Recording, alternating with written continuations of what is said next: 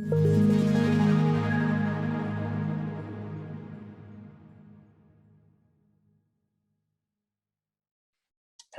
and welcome to the Living Your Best Life webinar series presented by the Huntsman World Senior Games. This is a monthly webinar that covers a wide variety of topics that are designed to help you live your best life. My name is Kyle Case, and I have the pleasure of serving as the Chief Executive Officer of the Huntsman World Senior Games. Without any further ado, we want to get to our expert presenter, Lynn Falslev, who has degrees in finance and accounting from Utah State University in Logan, Utah, as well as an MBA from Embry-Riddle Aeronautics University. He obtained his stockbroker and personal insurance licenses while he was in college. I think interestingly, he prepares over 150 income tax returns a year, which has given him some great insights as to how people view their own finances. Additionally, Lynn has been a cost accountant, mainly with the Air Force for many years. He grew up on a small dairy farm with 8 other siblings, where everyone learned to get along as well as to work hard. He's the father of 5 twin boys who have 3 sisters. Lynn, welcome. Thank you, Kyle. Appreciate the opportunity to talk to you. Oh, we're so glad that you could be here. Yeah, growing up with 8 other siblings on a dairy farm taught us all to work hard and to share, to not be last at the dinner table, obviously, and also to be industrious and frugal. I'm hoping that my experience, I'm not the sharpest tool in the shed myself, but I'm hoping that some of my experience is going to enlighten other people to see their path more clearly. Lynn, we're looking forward to that. And I can just imagine with 9 kids and 2 parents around the dinner table, how you did all learn to share, and looking forward to learning from your experience there in your family, but also your professional experience as well. So again, we're excited, glad that you could join us, looking forward to learning from you. And without any further ado, Lynn, I'm going to turn the time over to you, and then I'll pop on at the end and we'll answer the questions as they come up, okay? So I hope everybody can see my slides there. Today we want to talk about money and about what money means to you and what money can do for you, what your money can do for you. So the first thing I want to mention is that money is individual. Nobody can decide how you're going to make your money. Nobody can decide for you how to spend your money.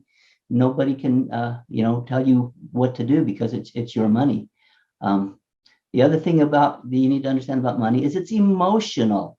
If you don't have any money, that can be very emotional. If you have too much money, it's ruined a lot of people.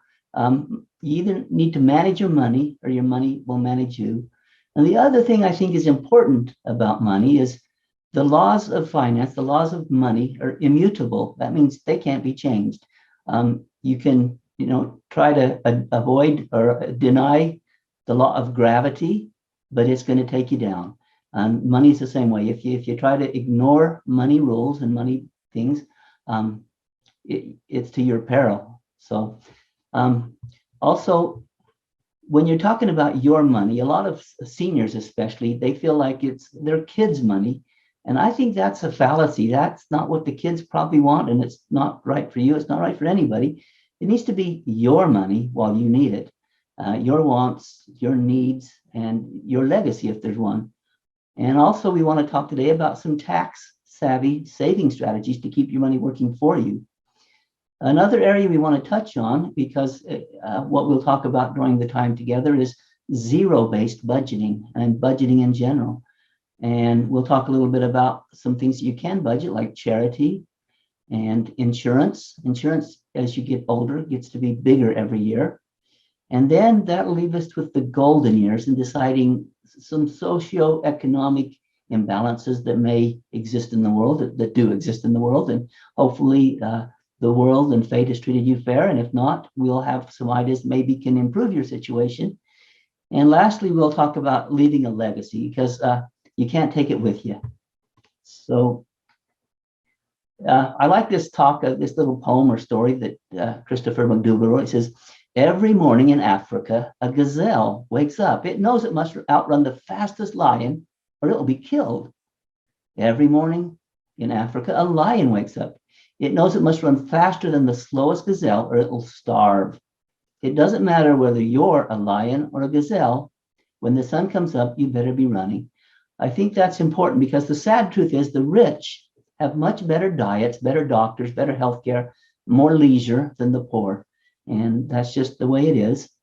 Um, every day you get 24 hours deposited, and you can choose how to spend those 24 hours. Nobody can tell you. You're all adults. Nobody can tell you it's time to go to bed or time to get up. It's your day to spend. But just like time management, money management is a question of priorities. I love the quote by Henry David Thoreau that says, many men go fishing all of their lives without knowing that it's not really fish that they're after.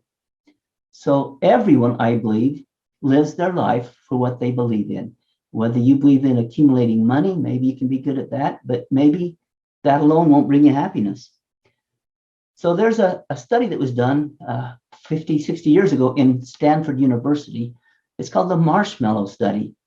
And they were trying to determine if people that practice delayed gratification, meaning not consuming everything immediately, did better in life. If you're able to have some discipline and not jump in and consume everything and be a glutton, if that makes a difference in your life, in your amount of capital you're able to get in life, how well you do on the SAT tests. They did a number of tests.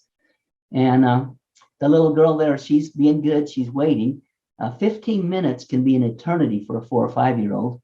And 15 minutes for somebody in our stage of life, it's like we can't get enough of those. So, but I think there's a couple of fallacies that go with this delayed gratification.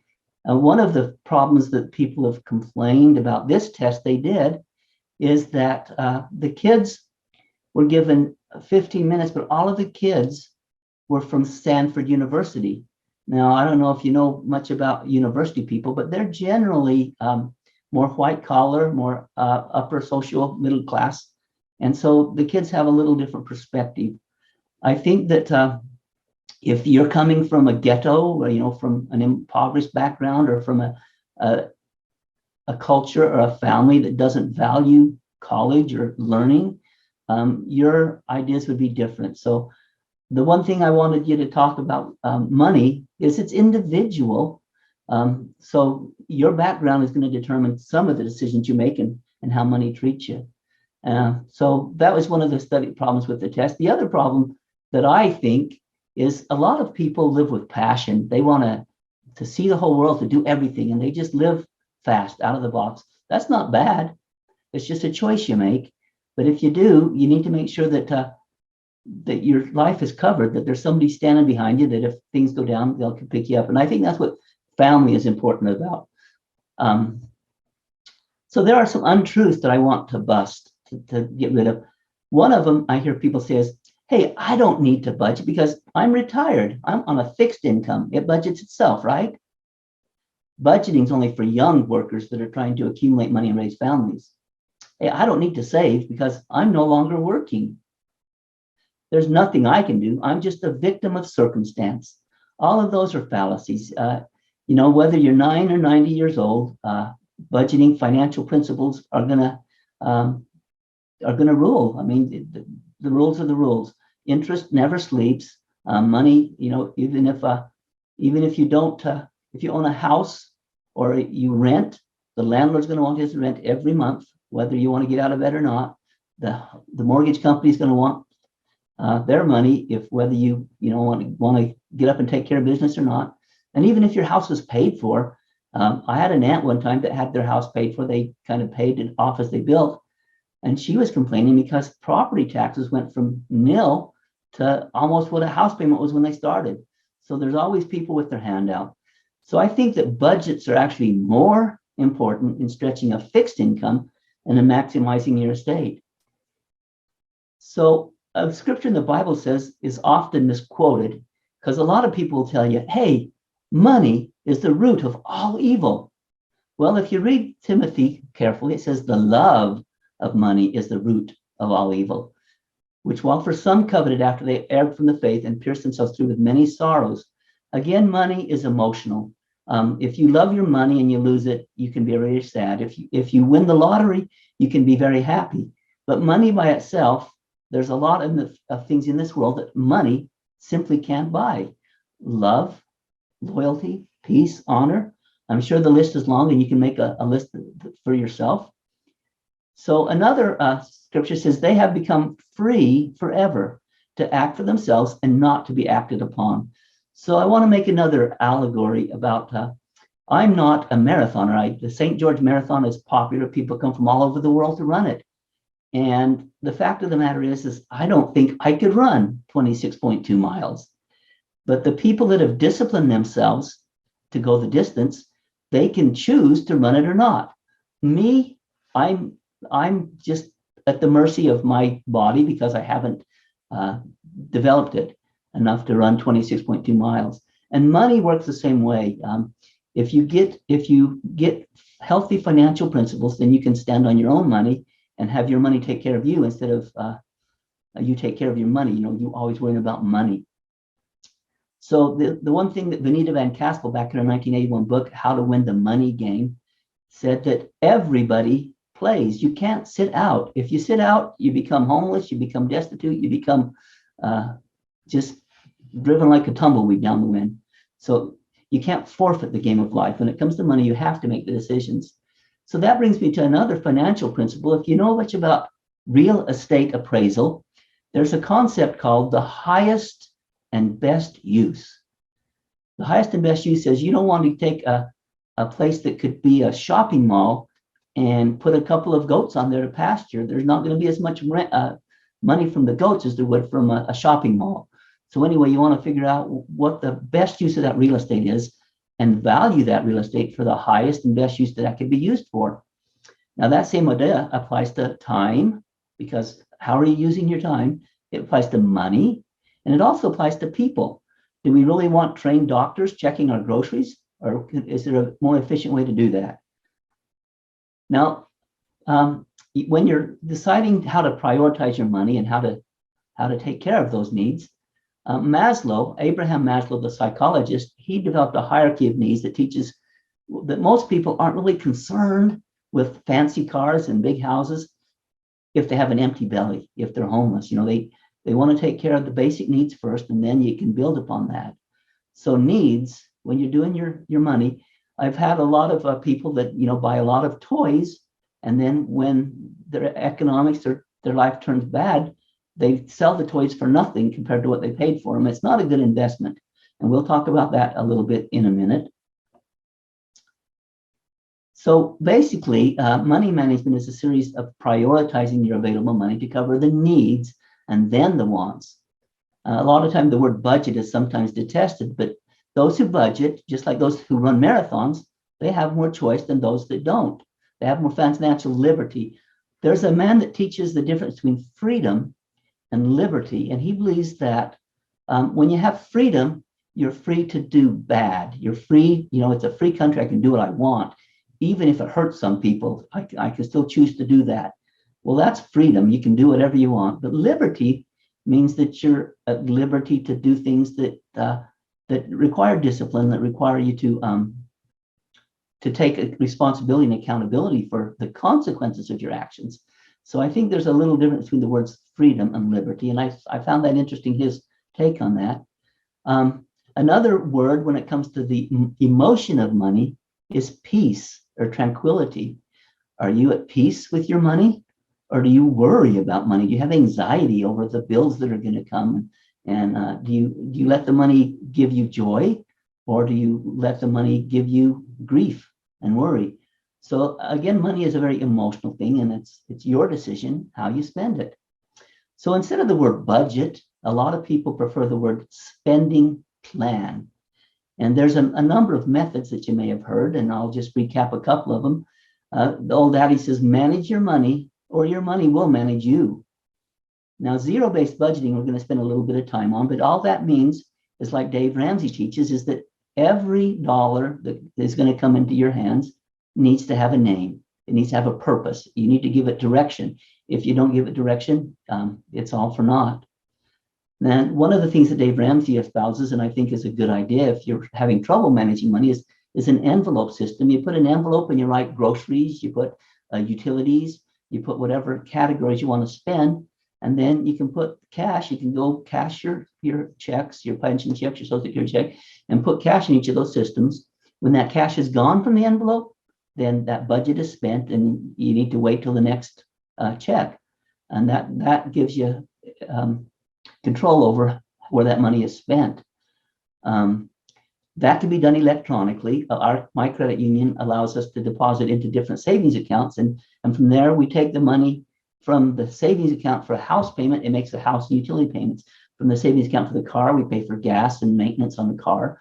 And we have one for groceries. And then different accounts have different money. And we don't spend the grocery money on gambling or drinking or frivolous stuff. So anyway, the envelope system has been proven to work. And if that works for you, then that's great. So there's a picture of the rich man and Lazarus from the Bible. And in Psalms 24, it says, the earth is the Lord's and the fullness thereof, and the world and they that dwell in. Everyone, everybody, and everything belongs to the Lord. So again, in another scripture, it says, the earth is full and there is enough and to spare. There's extra. Yea, I prepared all things and have given unto the children of men to be agents unto themselves. Therefore, if any man shall take of the abundance which I have made, and impart not to his portion according to the law of my gospel, unto the poor and the needy, he shall with the wicked lift up his eyes in hell, being in torment. And that, again, is just another instance of Lazarus and the rich man when Christ taught that parable. So I think charity is kind of where you need to start. I read recently about a guy that's obviously an entrepreneurial type that has a lot of money and a lot of ability to earn.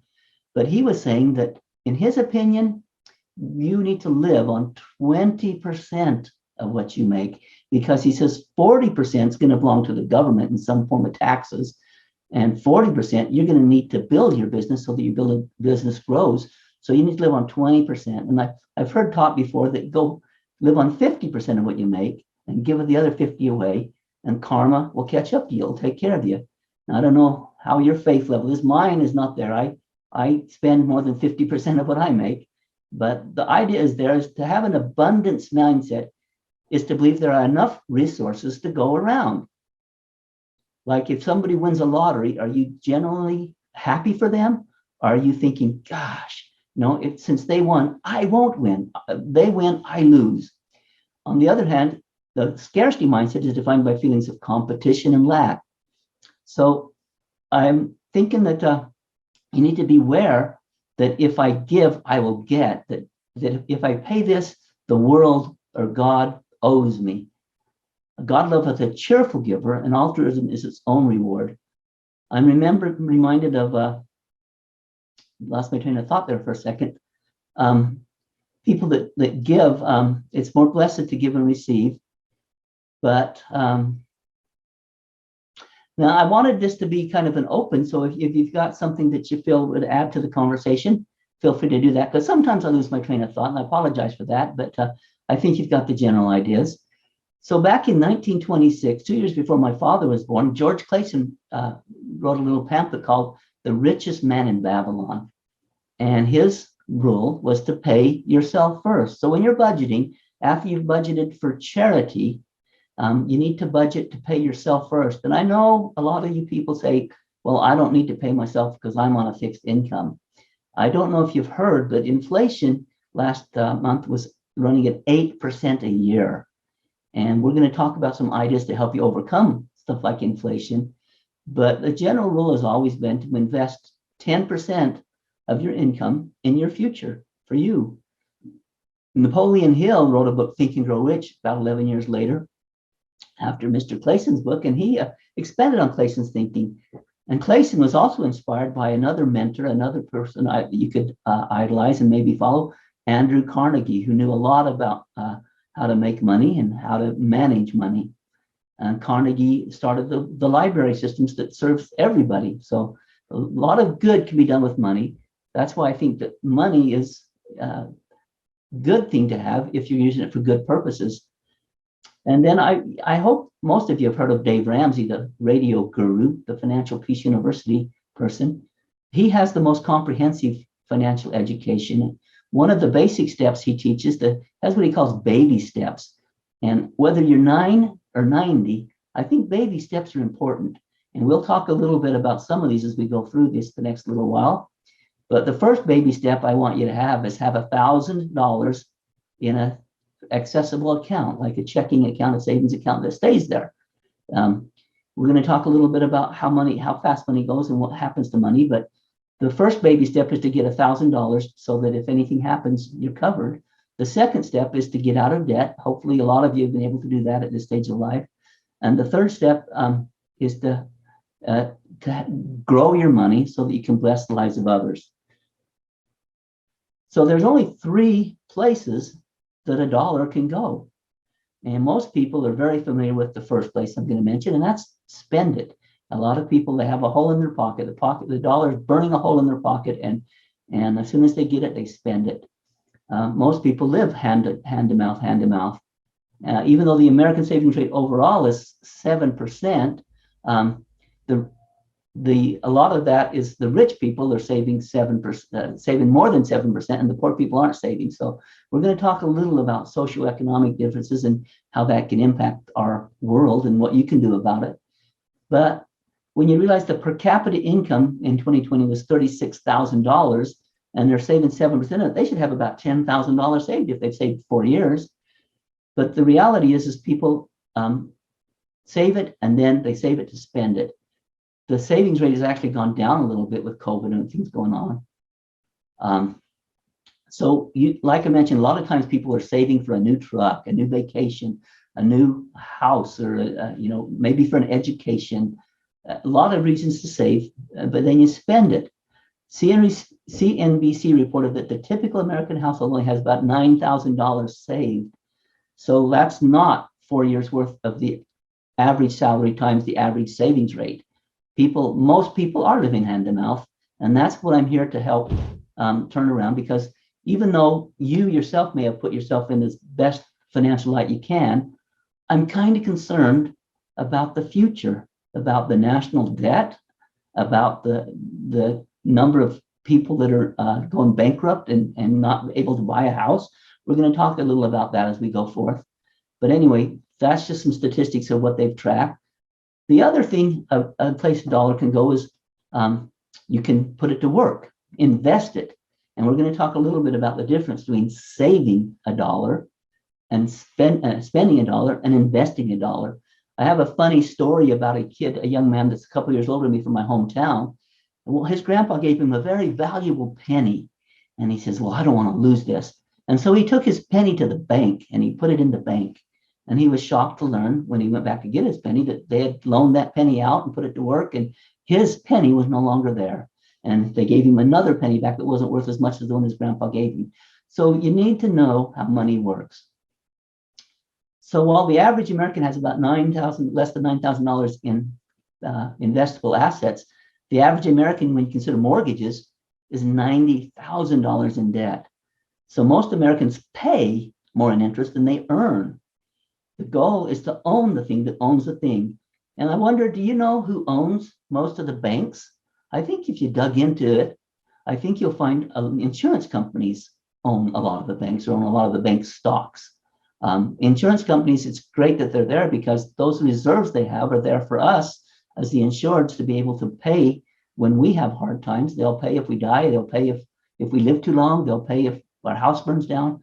Insurance companies are a great thing. I believe in insurance, but it's just kind of curious that when you look at how the financial world works, there's a thing that I call the golden rule. And you may have heard the golden rule be do it to others, you have others do to you. But the golden rule, as I heard it once, was he who has the gold makes the rules. So currently along the Wasatch Front, Salt Lake, Davis, Utah, Weber, Tula counties, a typical house sells for $400,000. Now, I don't know how many of your kids can afford $400,000 plus for a house, but part of the reason I'm teaching this and I'm excited to be with you today is I'm looking out for our future as families and our future as Americans. I think we need to understand debt and be prudent with it. It's been taught me in my younger years that the only two things that are good to borrow money for are a house and an education, because a house will appreciate and the education will make us more money. Anything else, you probably shouldn't be borrowing money. You should save up and pay cash. I know that's not the American way, but that's an idea to consider for yourselves. Because if you're doing that, if you're buying stuff that increases in value, I just want you to work with me for some numbers here. This is going to take a little mental brain power on your part. But let's assume that you had an extra $100,000 lying around on the kitchen table, and you decided it wasn't doing anything for you, it's just sitting there. So you purchased another house, maybe the neighbor's house 30 years ago. Well, first off, you could get $1,000 a month for a $100,000 house. And then after a few years, you raise the rent. And I figured a 3% every 10 years, you raise it 3% a year. So you give them a rent increase every few years. So after 30 years, the tenants have paid you $560, over $500,000 over 30 years they paid you for your $100,000 house. And so you decide to sell it. And so you say you sell it for $400,000. Now you've already got $560,000 in rent. Now you get $400,000. Of course, $100,000 out of that is yours. So $300,000 is what you've made on the house besides the rent. So my question to you is, how much of that $400,000 sales price will you give to your tenants? And I think that most people, I mean, there are people more generous than me out there that say, well, yeah, I'll give them somebody if I can find them. But the reality is, if you've taken the risk, if you've taken the ownership position and own that house, that those profits, that gain is yours to do with what you want. It's your money to decide. But a lot of people will say, well, gosh, that sounds good on paper, but I just don't have the stomach for it. I couldn't sleep at night knowing that my house next door might burn down, or my rental house, they might trash it, or the stock market might fall. I just want to go to the bank. The bank rate says that the average account on money on deposit in checking and savings account, non-interest bearing accounts and checking accounts is 0.06%. If you're getting 0.06% on your money in a taxable account, you're going to earn about 60 cents on $1,000. And taxes are going to take 9 of those cents. And inflation on the earnings is going to take another almost 2 cents. So you're getting negative return. You're getting negative 18%. Your money is actually losing purchasing power or value the longer it sits in a savings account. Now, if you shop hard, there are still places around you can get a 1%. Not my credit union, but if you shop hard, you can find places to get 1%. If you had $1,000 at 1%, you get $10 of interest. The taxes on that for most people are going to be $15. 15% or $1.50 of the 10. And then inflation is going to, if it stays at about 3.2%, which is about what it's averaged over the long term, then that's going to take 32 cents out of that, leaves you getting like 0.82%. I remember that 0.82% because when we get to a chart later, I want you to show you how 1% or 0.82% will grow, will compound and grow to be. So the reality is, if you don't do anything with your money, like I said, money, if you don't plant flowers or vegetables, then weeds will grow. You need to manage your money and give it direction. So some tax smart savings options, and I'm sure that everybody's heard about most of these. If there are any questions, feel free to write them down, because there's 1,000 ways to interpret these and 10,000 ways from different situations that they could apply to your situation. But annuities is something we'll talk about later. That just says that you're guaranteed a certain amount for a certain number of years or for life. A traditional IRA can be deducted if you have wages. You can only have an IRA if you have earned income. But if you have any earned income, you can still save that in a qualified or tax sheltered plan by putting it into an IRA. And then you have to choose whether it's a traditional IRA that you write off your taxes now, or a Roth IRA that you have to pay tax on now, but when you take the money out, there's no tax. Or you may be working still. A lot of people choose to work, and we'll talk about that in a moment. If you're still working, you can sock money away into the company retirement plan.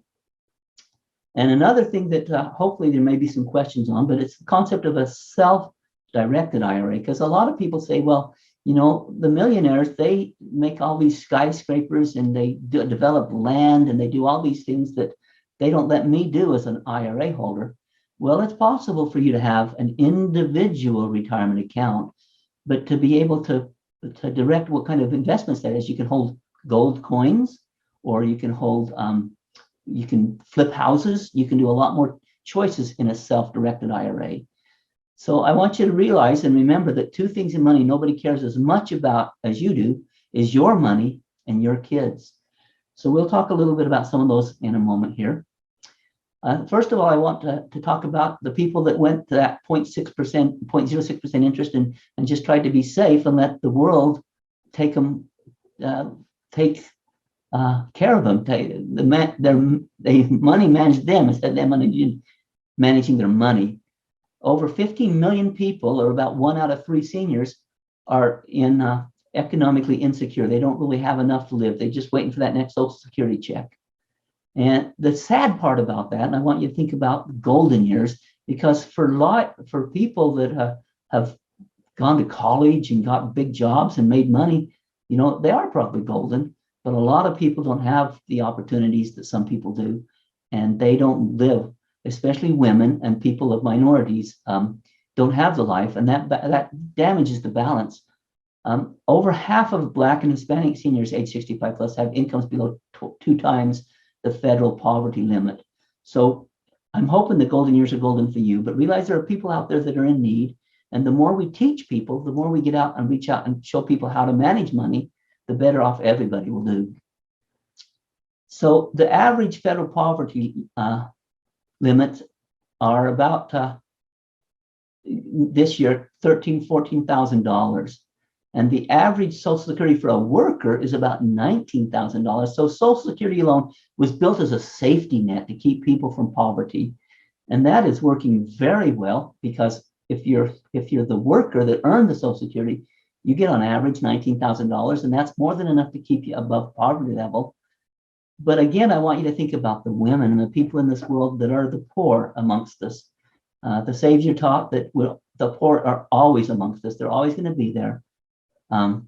So when the breadwinner dies in the family, and leaves the spouse there with only $9,000, and the poverty level is $13,000, what kind of a golden years does that give a spouse?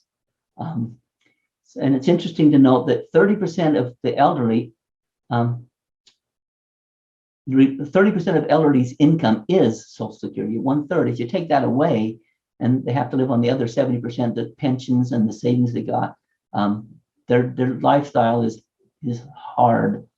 And 37% of men and 42% of women, the biggest check they get is Social Security.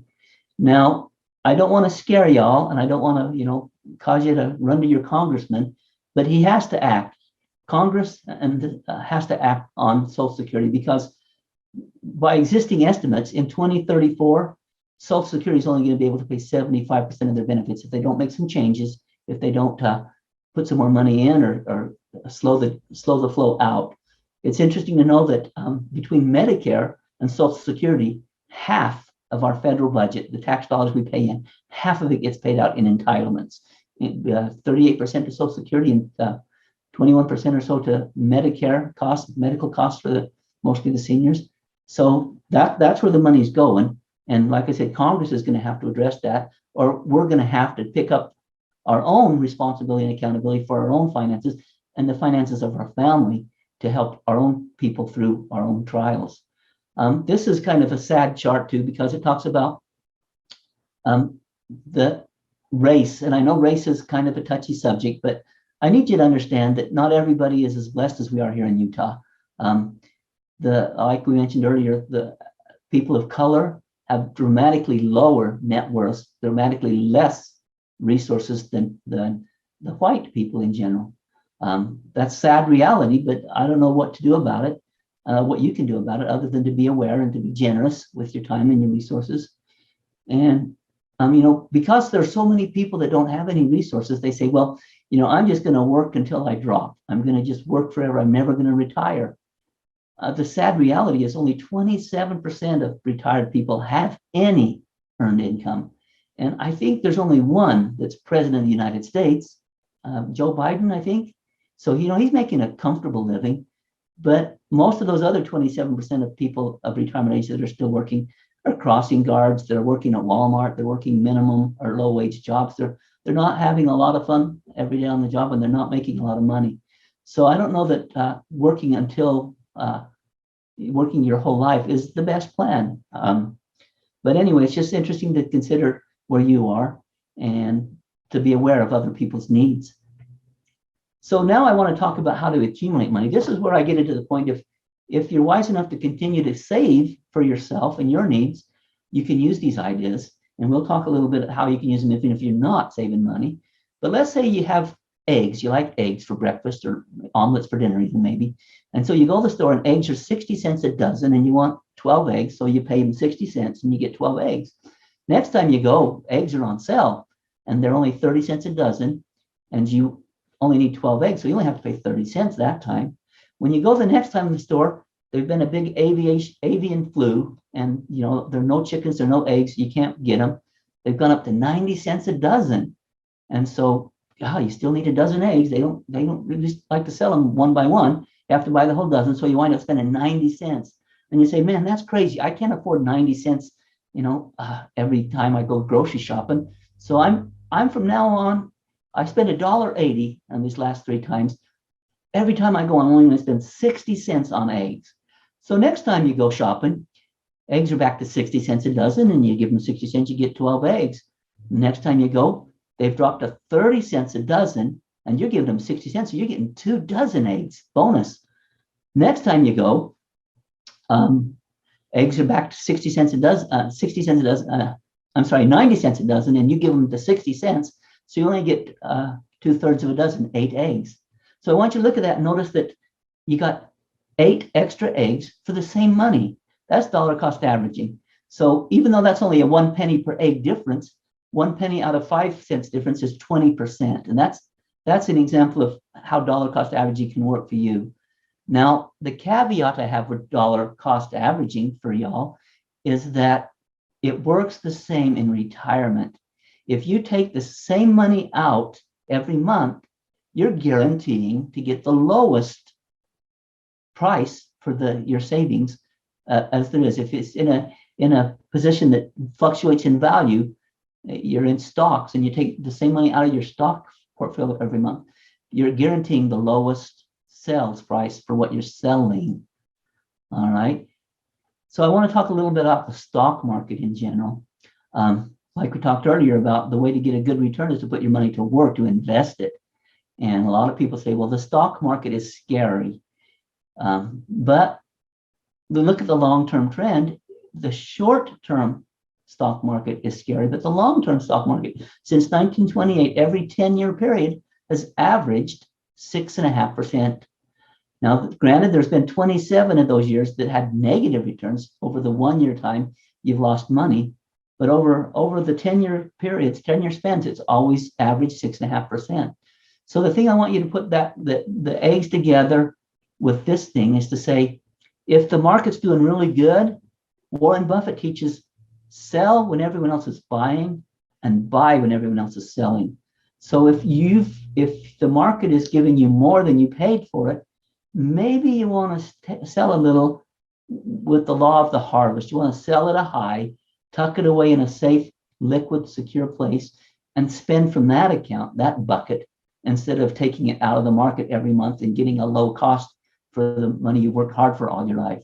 So it's just the reverse of dollar cost averaging. If you save the money and sell high, then you can use that money you've sold high in an account that doesn't fluctuate to spend for your needs. I hope that makes sense. And if you have questions, we can discuss it. So again, the difference between the 1% we talked about in a safe bank account and a 12% return, which you can get on an index mutual fund or some equity investments or some real estate investments, some different things. If you had $10,000 today and you stuck it away for 20 years, in 20 years at 12%, it's going to be worth almost $100,000, almost 10 times. If you stick it in the bank, it's going to be worth about $120,000. So compounding, the interest on the interest, can make a lot of difference if you have time. If you don't have time, then that's when you want to stay liquid and you want to stay where that money doesn't fluctuate in value. So now we move on to insurance. We've talked about some market-based or some equities. Life insurance is more appropriately called death insurance because they don't pay if you live, they pay if you die. It's to replace income for your spouse or your dependents, the people that depend on your income, is to make money for them or to create an estate for your heirs in tax or estate planning. That's why you have life insurance. A lot of people are raised because they believe the insurance marketing is that you have to have life insurance. I disagree. I don't think that life insurance is needed if nobody is relying upon your income, or if it's not needed for your estate planning to get the money from where it is to where you want it to be after you're gone. Now, an annuity is really a life insurance policy because it'll pay if you live. It ensures a lifetime income, so you're less of a burden on your family and you can provide for your own means. Now, the thing I want you to realize that anytime you have a life insurance policy or an annuity, if you have an annuity and you put $100,000 in there and died on the way out of the bank, who gets that $100,000? Well, the people that live get the $100,000. So there's a cost to have an annuity. Now, the people that live to be 100, that you see in the newspaper, live to be 116, 119, if they have an annuity, they get payments for those other years beyond the average life expectancy of 86. And so your money has a cost to cover the cost of their long-term life. Another area that people need to understand is health insurance. The average senior pays well over $500 a month for health care. Now that includes his premiums for Medicare B. It includes any supplements or Advantage plans he has. It includes, prescription plans, drugs, everything. But more than $500 when you're budgeting, you need to realize what your healthcare is costing and manage those healthcare costs. I try to keep a lid on healthcare costs because they are growing crazy. Not so bad lately, but a few years ago, it wasn't uncommon to have health insurance inflation at 15, 16, 18% a year. So you need to keep an eye on your health needs. And like I mentioned, that includes a lot of things. We can talk about all this kind of stuff. That's kind of the area that I'm going as a personal, my business. I want to help people manage health in their senior years. So I have a lot of ideas there.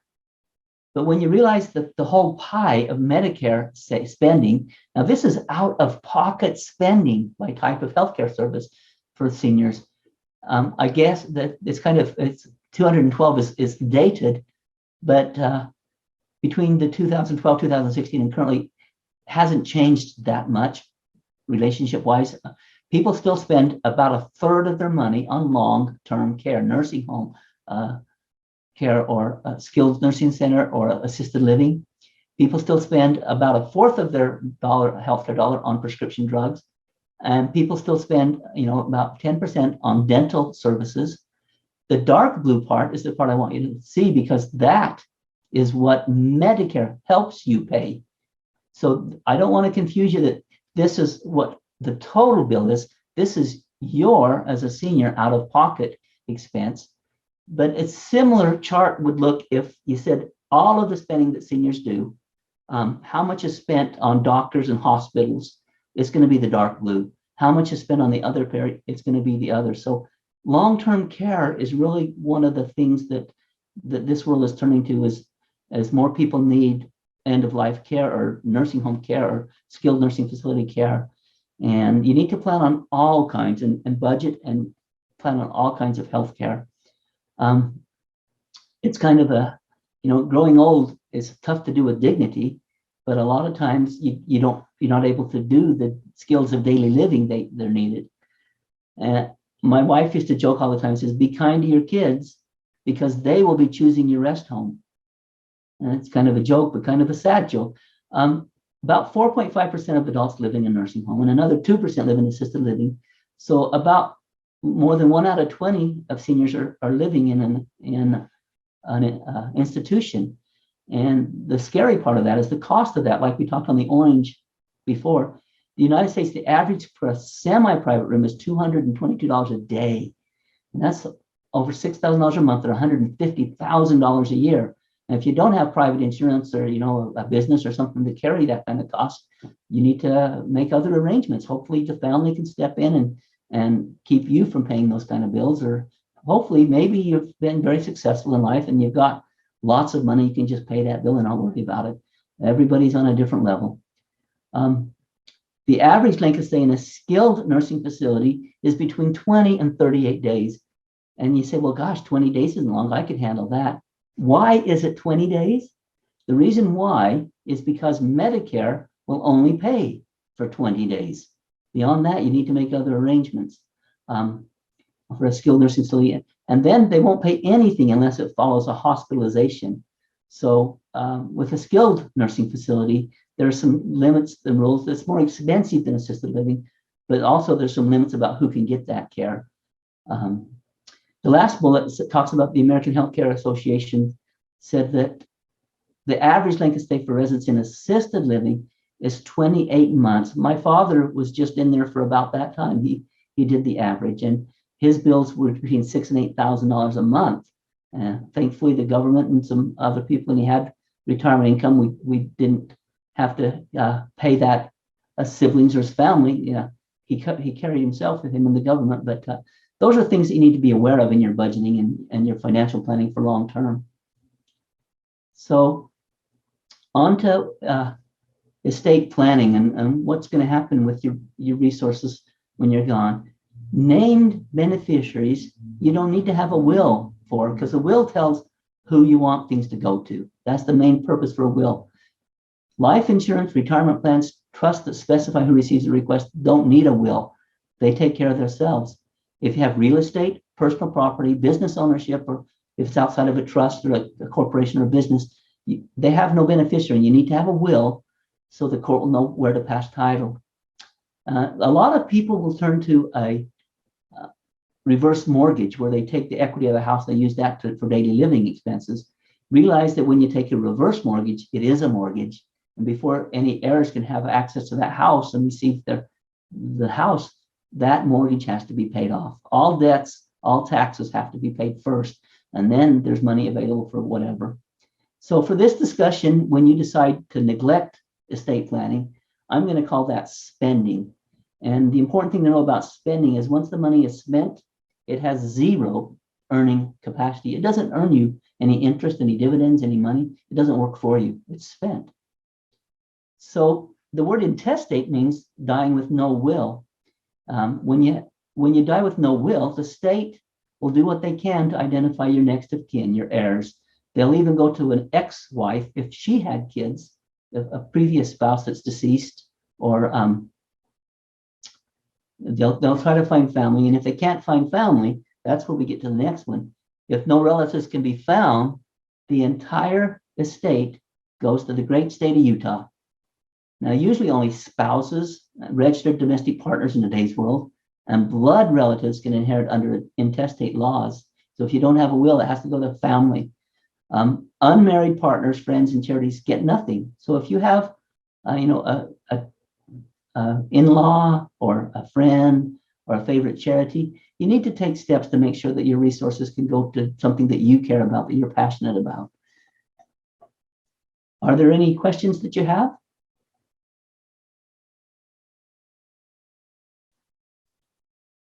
Okay, so I want you to realize, I'm hoping that from the things we covered today, that there are three types of people in this world: those who make things happen, those who watch things happen, and then there are those that wonder what happened.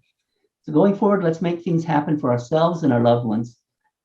Capitalism, the America that we have, is built by producers. It's built by people that get out and do things for people, serve people, make a better mousetrap. The world beats a path to their doorstep. What's the best thing that you can produce? What are you passionate about? What's your highest and best contribution to society? I hope that my ideas have been of some use to you, and I turn the time to Kyle now. Well, Lynn, thank you so much. What a first of all, a bunch of information. You covered a lot of things. I think you did that really well. If you want to stop sharing your screen, I actually do have a few questions that have come in, and maybe just one or two comments myself. I liked several things that you said. The first thing that really caught my attention, I know I'm going to remember this, is manage your money or it'll manage you. And you said that a couple of times, and I thought to myself, what a great piece of advice, right? The other thing that you said that I really appreciated the example that you used was the dollar cost averaging using eggs. Now, I've heard of the term dollar cost averaging. I have a basic understanding of what it is, but I really appreciated that model with the eggs and how it added up in the long term for you. So that was a great one. The other thing that you said that I'd like to ask as a question, and that just maybe a little clarification. You said, own the thing that owns the thing. Now, what do you mean by that? Can you expand on that just a little bit? Yeah, I'd be happy to. I have a hard time, Kyle, turning off my screen share. Maybe Jeff could do that for me. Okay, it's turned off. We're good right now. Okay, so probably I was sweating that a little bit. But anyway, own the thing that owns the thing. The easiest way I can explain that is when you understand the world of finance, you understand that there are bank holding companies, and then there are banks that they hold the stock in, and then there's the assets or the portfolio of the bank. So the asset of the bank is the penny that my neighbor gave the bank. It was their asset. The bank owned the asset, owned that deposit, but the holding company owned the bank. And when you get down to how a lot of financial companies are structured, insurance companies have to invest all that money to keep us all secure and safe and insurance mechanism working. So a lot of times an insurance company owns the bank. And so the best analogy I can do is that what we did with a house, if you own the house, you can rent that to someone else. They can have use of the house, but any appreciation that house gains in value is yours. You don't have to give the $400,000 you made on the sale of that house to the tenants, to the bank, to anybody. That's your profit. So when you own the thing that owns the thing, you're putting your money to work in the most efficient manner because you're taking the most risk in the market. And so it can go down and it can turn south. You got to watch it, but it's the way to make money. It's the way the rich make money. So does that make sense? It does. Yes, it does. Thank you. I appreciate that. Like I said, we had several questions that came in. I want to ask a couple of them to you. The first one is, I think, relevant. She says, I'm not the accountant in my marriage. My partner handles our finances skillfully and happily. What are the steps I need to take in order to prepare for a time I may need to assume control of my finances? Well, that's a great question. And I love Dave Ramsey, the radio host, because he says that in every couple, there's a nerd that likes the numbers and likes to do the spreadsheets or the paper or whatever. And then there's the free spirit that likes to just spend the money and live life. It's great when you have a spouse that can, work with you, compliment you in that regard. And what I would recommend most is that you be aware that regularly, hopefully weekly or monthly, you sit down with your spouse and you have them explain, where are we at? Are we doing okay? Are we gaining? Are we losing? Are we going to have enough money for some of these healthcare things, these long-term care things, these issues that might come up? Are we going to leave anything for our kids? What is our game plan? But even though you let somebody else do the math, they need to explain the math to you and make sure that you agree with their decisions, and you need to work as a team. I come from the farm, and they talk about matching oxen or matching mules. You have to have two that pull together. If you have one that pulls stronger than the other, you don't get as much work done. You just go in circles, don't you? You go in circles, you do. And the same with a marriage. If you have one that's just taking control and doing what they want, being a dictator, a tyrant, you're not going to go where you as a couple need to go. So you need to work together. The first thing I'd say is do that. The second thing I would say is if you still have any earned income, which 27% of retirees do, is to get some money in your own name, the non-nerd spouse's name, in a retirement account in their name. One of the reasons in Utah that's a good idea is because Utah gives each person in a joint return or a spousal situation a tax benefit. And so by having some money in both your names, your state taxes are a little bit better. And it also gives you some, because one of the problems and one of the needs for emergency cash is if emergencies happen, you need the money now. You can't wait for an insurance check or the sale of a house or something. You need it now. By having some money in each of your names, if either one were to suddenly leave us, then money is readily accessible to keep the utilities paid and groceries bought, things going on like that. So those are the two things I'd recommend is A, be aware of where you're at, and B, have some liquidity. I love that. advice. And that really is a great segue for my next question that came in. You talked about having liquidity. The question that was asked is, how much in savings or money that you can access quickly do you recommend keeping available? All right. It's going to take a little budget work to do that, but you need to add up, if you're still making rent or house payment, your utilities, your property tax, all of your bills for a month, figure out what it costs you to live a month and times it by 3. The minimum is 3 months of expenses. And beyond there, if you get more than 12 to 15 months of expenses, then that's not prudent. Like I said, the market has been down for 27 out of the last 91 years. But if you can last out that year, then there will be other resources to get some more liquidity, to get some more cash, to get some more money. So at least 3 months and no more than 15 months. Okay, that sounds like a good range. That seems like that makes sense. One other question, what is a good age to set up a Roth IRA? That's a little bit specific, but what do you think about that? What's your advice? My advice is 8 years old. Just like that, 8 years old. The best is the earliest. The earlier you start it, the more time the money has to compound and grow. You can hire your grandkids or to come do yard work. You can structure it so you can pay them an earning, and then you take that money and you can put it in a Roth for them. And then that money has years and years, decades to compound, and it will grow the most. If you're older in years, if you're 60, 70 years old and you're still working, it's still a great place to put some money in a Roth because of the estate planning benefits of a Roth. With a traditional IRA, they've got to use that money and take that money out of your estate in 10 years. A Roth gives you a lot more flexibility of when that money needs to be taken out.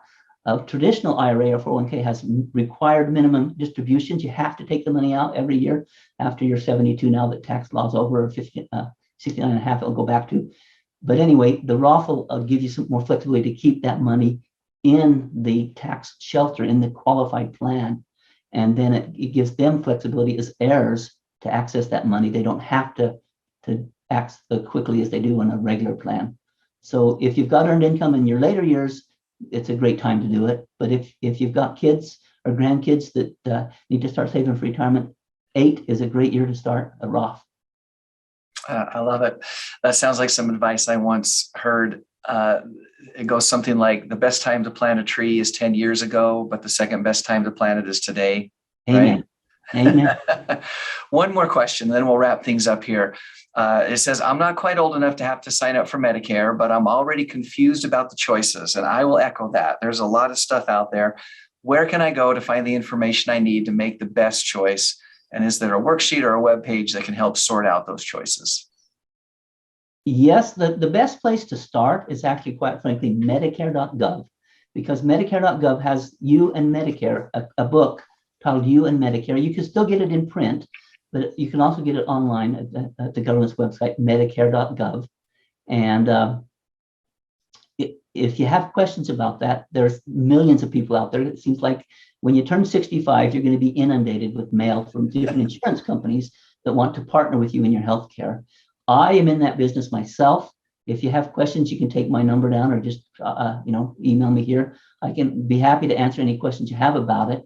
But the best place to start in your research is Medicare.gov and decide. The first thing you need to decide, the big question is whether you want to do a Medicare Advantage plan that is cheaper. They'll actually pay you for some of the plans. They'll give you more Social Security to take that plan, but you're limited to their doctors, their network. You can't go to just provider you want. If you choose to go with a supplement plan, a Medicare supplement, then you can go to any doctor that takes Medicare, and it gives you a lot of flexibility. If you get health problems and you want to go to the Rochester, Minnesota Mayo Clinic, you can go there and your plan will cover you as a supplement. Whereas if you're in an Advantage plan, it's a little tougher to get the quality of care and the selection of providers that you want. Beyond that, there's, like I said, thousands of questions about long-term health care, dental care, vision care, hearing aids. There's a plan for everything. And there's also something I don't agree with, I personally don't like, is like cancer policies. Well, you buy a cancer policy, you come down with emphysema. What good is the cancer policy? Okay, so they're named peril diseases that they cover for certain things, or hospital income. If you're in a hospital, they'll give you a little money. Well, they don't give you enough to pay the doctor bill. It's not based upon what the doctor bills or the hospital bill is. It's just hospital income. So those are nice coverages to have if you have extra money for insurance. But I think the main thing is to cover the main things, to make sure your life is covered, your heirs have income, and then to make sure your doctor and hospital bills are covered. And then we can talk about long-term care and eyeglass and dental and vision, hearing aids. There's a lot of things we can add on after you get the main things covered. Again, if you have specific questions, you want to email me or call me, I can tailor it to your situation. Or there's a bunch of people out there, just open any insurance book, Yellow Pages, if they still have them. And there's millions of people out there wanting to help your questions. So wonderful. Very good. Lynn, thank you so much. We appreciate your time, your expertise, the information that you shared. Again, you covered a lot of stuff, but I think you did it pretty well. And we're just grateful that you would take a minute to visit with us. Well, I'm grateful for you guys in the senior games. That keeps people active, healthy, and that's what adds to the quality of life for seniors. So I appreciate you guys doing what you do. That's our goal. Lynn, thank you. We also want to thank each of you for joining us today. If you enjoyed today's Living Your Best Life webinar episode, then be sure that you tell your friends about it. We do this every month, as I said, and this presentation will continue to be available for rewatching at seniorgames.net. Be sure to join us next month for another Living Your Best Life webinar episode. We're going to be visiting with Wendy and Becca, and they're going to talk about making your health a priority. And that is going to happen on June 15th.